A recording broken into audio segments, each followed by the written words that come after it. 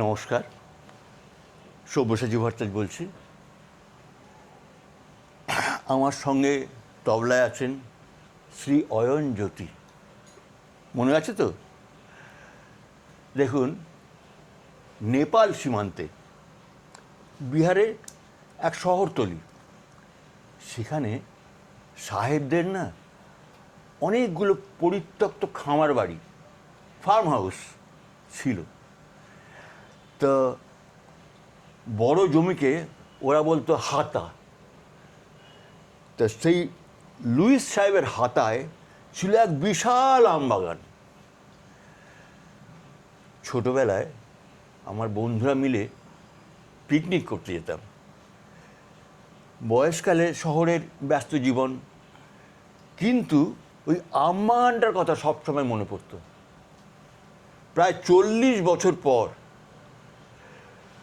গিয়েছিলাম ওই আমবাগানটা দেখতে, নেই। সেখানে বিহার ইলেকট্রিসিটি বোর্ডের পর ঘিঞ্জি কোয়ার্টার, অপরিসর, সিমেন্ট, ইট, কাঠ, টিনের আক্রমণে সেই মখমলে সবুজ প্রকৃতির বিস্তার, গন উইথ দ্য উইন্ড। মনের মধ্যে যে বিষণ্ণতার কান্না ঢুকরে উঠেছিল, এখানে এই গানে তারই প্রকাশ।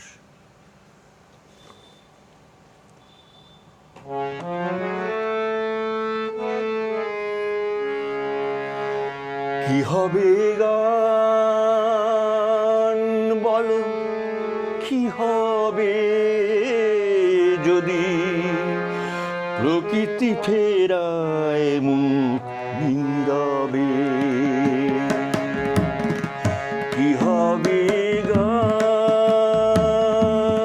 বলো, কি হবে যদি প্রকৃতি ফেরায় মুখ নীরবে?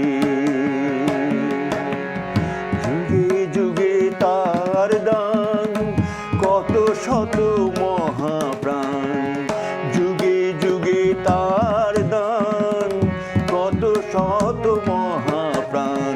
তাদের অমর বাণী শোনোনি কি পেতে কান, তাদের অমর বাণী শোনোনি কি পেতে কান। আজ তাকে অবহেলে শেষ দিন নিয়ে এলে, কি হবে যদি প্রকৃতি ফেরায় মুখ নীরবে? যদি প্রকৃতি ফেরায় মুখ নীরবে।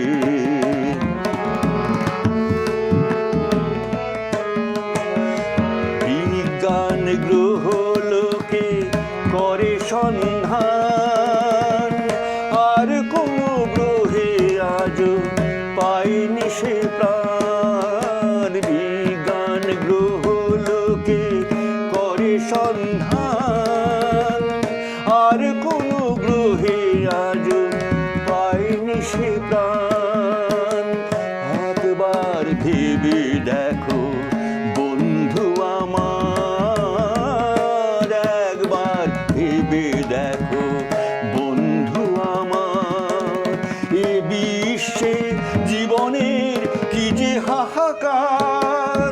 সবুজ হারিয়ে গেলে ধূসরে গ্রহ নিয়ে, কি হবে যদি প্রকৃতি ফেরায় মুখ নীরবে? যদি প্রকৃতি ফেরায় মুখ নীরবে। কি হবে গান বলো, কি হবে যদি প্রকৃতি ফেরায় মুখ নীরবে?